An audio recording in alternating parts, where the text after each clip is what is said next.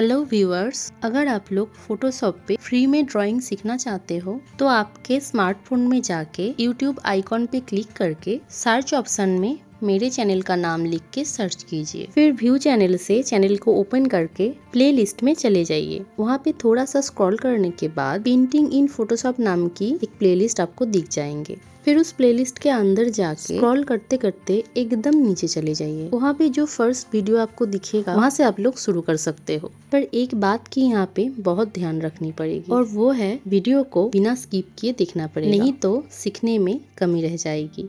चलिए अब main video पे एंट्री लेते हैं।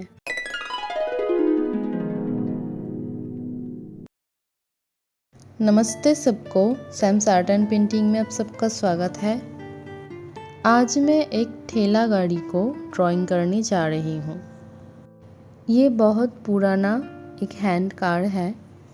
ऐसा नहीं है कि इसको अब दिखा ही नहीं जाता, इसको दिखा जाता है पर बहुत कम हो गया है। तो इसको थोड़ा सा अलग टाइप का एक मैं देखी हूँ, जो जब देखेंगे कि ट्रेन से आप लोग उतर रहे हो तो कुछ लोग हैं तो जो लोग उसमें बहुत सारे बड़े बड़े और भारी जो सामान है इस टाइप के कोई भी कुछ कार के ऊपर रख के उसको लेके जाते हैं। आज के ज़माने में इसका बहुत सारा विकल्प आ गया है तो हम लोग उसी को यूज़ करते हैं। और उससे पहले इस टाइप के कार बहुत ही यूज़ करते थे। तो जो भी हो, मैं यहाँ पे देखिए इसको ड्राइंग कर लिए हैं, इसका स्केचिंग कर लिया है। करने के बाद अब मैं इसको ड्राइंग करूँगी। जो रैप स्केच अभी मैंने किए हैं उस लेयर की ओपेसिटी को थोड़ा सा कम करके उस लेयर को लॉक कर दिया है। फिर उसके नीचे एक लेयर लेके पेन टूल को सिलेक्ट कर लिया है और पेन टूल की मदद से एक एक करके पहले मैं ऊपर की जो एरिया है उसको सिलेक्ट कर ली हूँ। फिर उस पर अभी मैं कलर डाल दूँगी। तो देखिए मैंने कलर डाल दिया है। पेन टूल को कैसे यूज़ करते हैं उसके लिए एक अलग से वीडियो डाला हुआ है, उसको आप लोग देख सकते हो। तो पेन टूल की यूज़ को आप लोग सीख जाओगे। उसके बाद नीचे की जो एरिया है उस पर मैं थोड़ा सा डार्क सा कलर डालूँगी। डालने के बाद उसकी जो एरिया है उसको कॉर्नर की तरफ से कट के अलग कर लूँगी। फिर अलग जो छोटा सा पार्ट है उस पर मैं थोड़ा सा हल्का कलर यहाँ पे डाल दूँगी। तो डाल दिए। यहाँ पे भी कैसे अलग से लेयर की कलर को चेंज कर सकते हो, इसको बहुत सारे वीडियो में बोला हुआ है। अब लोग अगर हर एक वीडियो को देखोगे तो आपको पता चल जाएगा। तो इस पर भी हम लोग एक कलर डाल देंगे। यहाँ पे भी इसका तीनों पार्ट दिख रहा है, ऊपर की पार्ट, लेफ्ट साइड का पार्ट और फ्रंट वाला जो पार्ट है। पर मैं सभी को एक साथ ड्रॉ कर लूँगी। ड्रॉ करके उसको बीच में से काट लूँगी। काटने के बाद किसी भी एक पार्ट की कलर को चेंज करूँगी।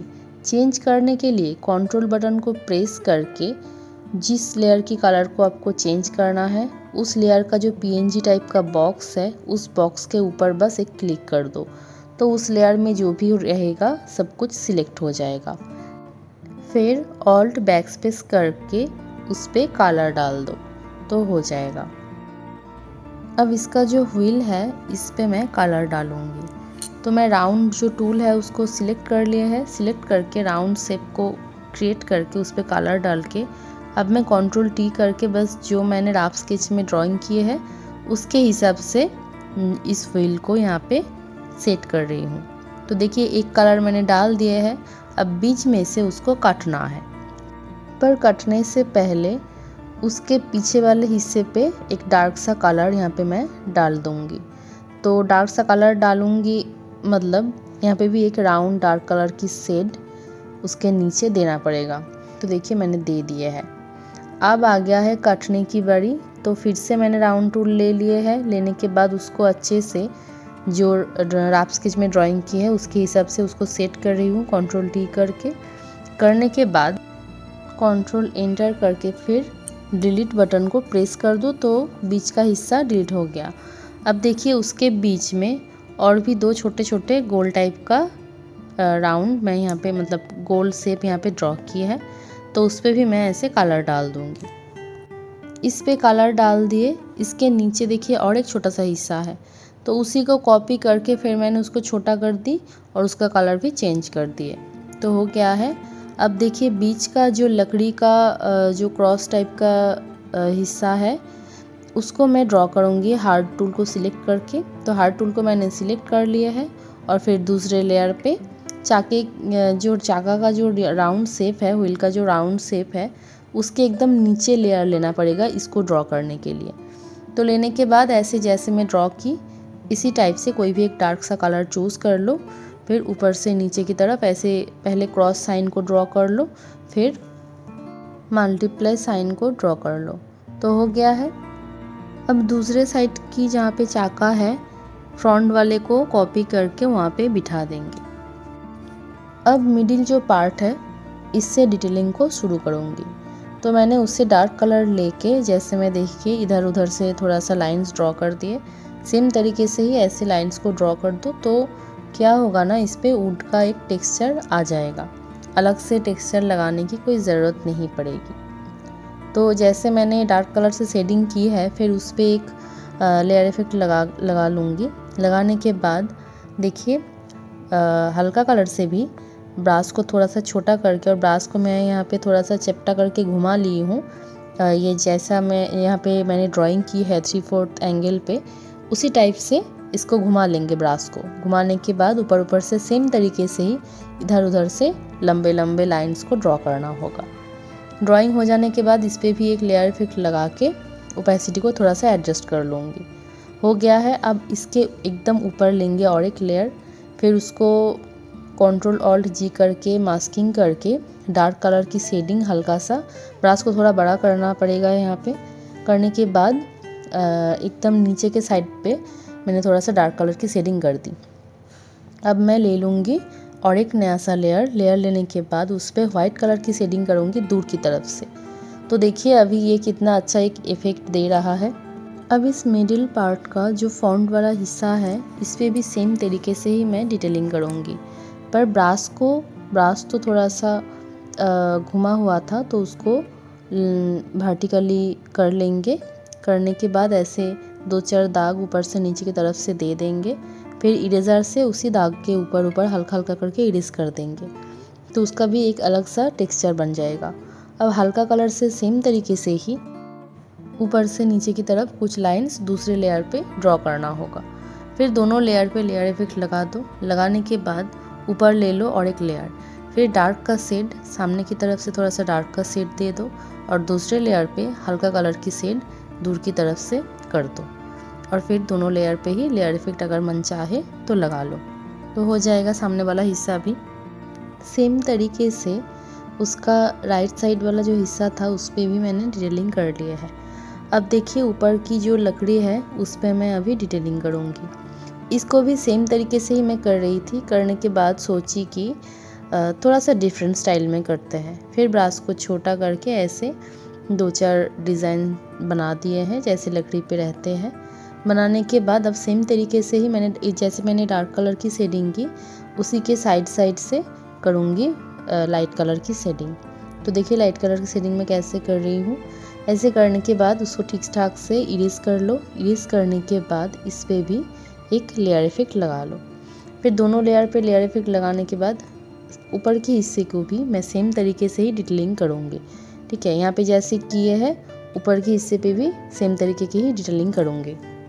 पर उससे पहले डार्क का और लाइट का शेडिंग जैसे मैं पिछले जो डिटेलिंग दिखाई थी ये जो मिडिल वाले पार्ट पे उस पे जैसे डिटेलिंग की थी राइट साइड में ऊपर देखिए सामने की तरफ मैंने डार्क कलर की शेडिंग की और दूर की तरफ मैंने एक हल्का सा ब्रश को थोड़ा बड़ा करना पड़ेगा यहाँ पे करके मैंने लाइट कलर की शेडिंग कर दिया है।